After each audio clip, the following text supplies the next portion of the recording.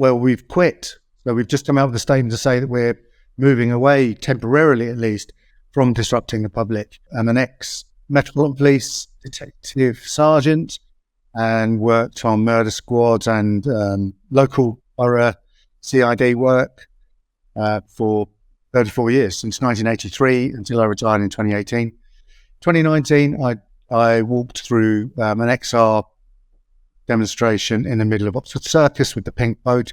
I talked to a few people and I felt I had to help. So I started with them and ended up working in protest liaison. So I liaise with the police to make sure actions that XR undertake are safe and there's no miscommunication as to what we're doing. So there's no escalation. You assessed risk to life. Would you not in some way agree that, the protests carried out by Extinction Rebellion, but also groups like Just Stop Oil, Insulate Britain, there have been circumstances in which there has been a threat to life, especially in terms of the public's threat in that respect?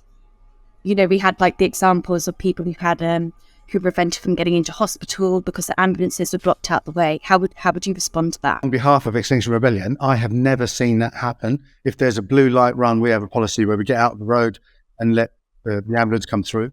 There was a famous video that's been shown, and Priti Patel referred to it. There was an ambulance going round the roundabout by Lambeth Bridge. The bridge was blocked by the police who wanted to arrest 200 cyclists.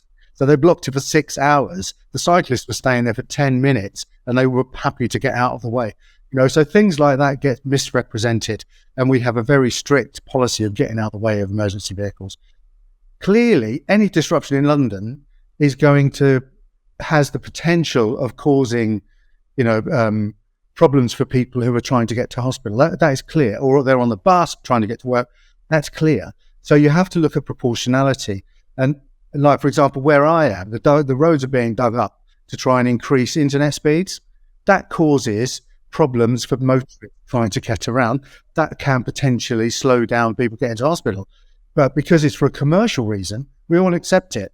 We're trying to do it to save millions of lives. So you have to look at proportionality. So when you heard that there were these potential new plans to give police new powers to stop serious protests before they cause serious disruption, what were your initial thoughts when you heard that? My initial thoughts was they don't need it because we had police crime sentencing and courts bill that came through 28th April last year.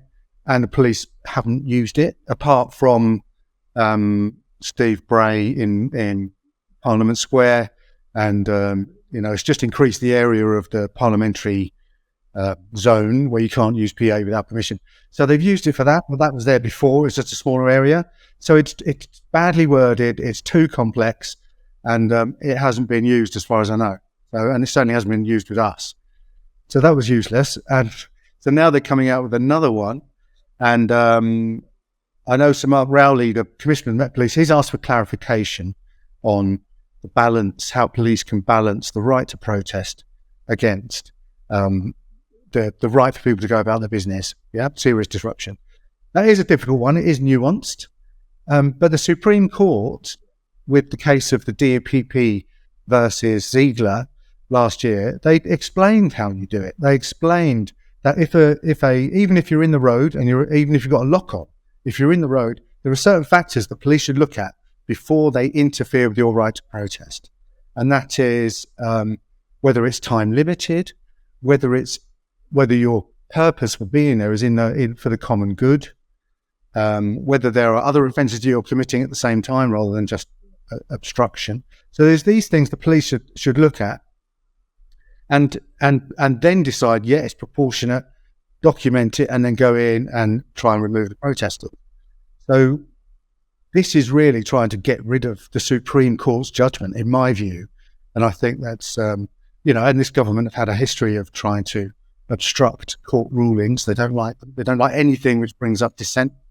So, I'm not surprised it's happened, but I really reject the idea that it's needed. Do you have sympathy for police having to go out to these protests? And do you think this new law is actually going to benefit them, speaking from your own experience as a previous police officer? No, I think DPP versus Ziegler gives really clear guidelines how you balance the right to protest. against, the lives and the disruption to the community. It's very clear, and they just need a bit of training. But 80 people that I know of have been arrested for conspiracy to cause public nuisance. Now, that's what has been used by the police to preempt protests that might be disruptive. They might not be disruptive. But the police have just said, well, we think it might be disruptive. So, and you've got some food on you that you might be going to the protest to give to other people so they can stay at the protest. Therefore, you're arrested for conspiracy to cause public nuisance. It's that simple. And as a result of that, they can seize their phones, download, see if there's any intel on there for intelligence about other protests. That kind of thing has been misused. But I think that this new legislation is so that they don't have to be a bit dodgy with the law when it comes to preemptive behaviour. But, that has been going on up to now. And really, every time the police interfere with the rights protest, they should make that balance, document it so it can be scrutinised, so that that's properly recorded. And that hasn't been happening. What do you think is like the ulterior motive here then, if for them to implement this? Do you think there is an ulterior motive? Yes, I don't think the government like any criticism whatsoever. And protest is an obvious form of criticism. And they want to reduce that to an absolute minimum. All the courts, when you speak to, I go to court quite a lot, when you speak to judges and barristers, they all accept that protest is a democratic right and it's a democratic form. And in order to protest, you have to disrupt the public. If you don't, there's no point being there. You have to disrupt emotionally or physically or audibly. There has to be some disruption. Otherwise, the message doesn't influence people. So everything. I would argue that most people are aware about climate change. They're aware about the impacts of climate change, how it's impacting us now. So again, do you think that disrupting the public in the way that you're doing it is the right approach? Well, we've quit. So we've just come out with a statement to say that we're moving away, temporarily at least, from disrupting the public. And I think it's a really good opportunity. All of your listeners that have said, I'm really concerned about the climate emergency and I really want to do something about it, but I don't like the tactics of XR. Now is the time. On the 21st of April, we're going to be gathering in front of Parliament to put our point of view, to show the government that people care. So would you say that Extinction Rebellion has sort of accepted the fact that their original way of protesting probably wasn't the most beneficial? I think we've been really effective at raising the profile of the climate and ecological emergency. Really effective. But in terms of, because you're changing your approach to protesting? No, I think it's because the first step is to raise awareness. The second step is to try and encourage people to understand that they can have an input into the decision making, whether it's by protest, whether it's by bringing in citizens' assemblies so that the people themselves can decide how decisions are made. Did you need to have the first stage of, sitting in the roads, doing all that sort of stuff? Did you need it? Could it have been more effective? Yes, it definitely could have been if the media had paid more attention and didn't want us to get arrested in order for that attention to be paid. But we are where we are now and we have to deal with what's happening. And we want people to get on board and feel that they can either come out on the streets with us or they can become a part of a different democracy, better than the one we've got. For the current democracy, we have to wait, several years for a change of government, and they are not doing what they should be doing. They are licensing more extraction of oil and gas. They're running the NHS into the ground. And I go out with the strikers, the NHS strikers.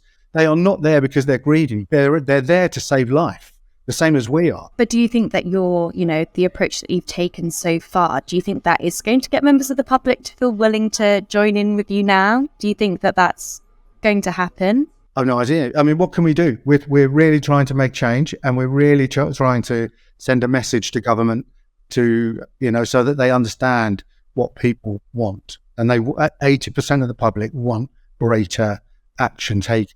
So, this is a chance to do that and come with us. And at the moment, we're not disrupting the public. So this is your opportunity to get involved and join us. If, for example, other environmental activist groups go out and they're disrupting disrupting the public by sitting in roads, etc. Would you say that you no longer agree with their approaches? They are still getting MPs to talk about it, and that has a beneficial effect. The fact that they're being imprisoned, I think, has to be seriously looked at.